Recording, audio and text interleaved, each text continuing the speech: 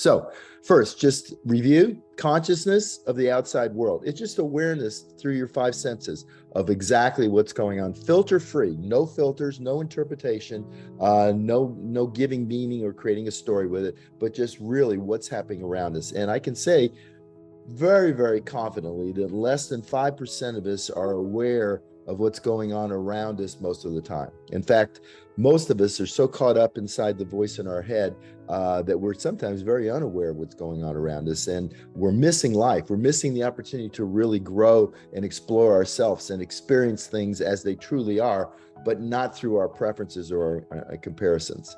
Consciousness of the inside world, our thoughts and our feelings. These are not tangible things. There's no machine that can measure these things. They're things that you have inside your mind, and they're things that can't be measured, at least not today. They can't be measured. We can look at brain flow, blood flow in the brain, and we can see the areas that are more excited, like the areas of the limbic area if we're feeling emotions, or the prefrontal areas if we're thinking and being cognitive and creative.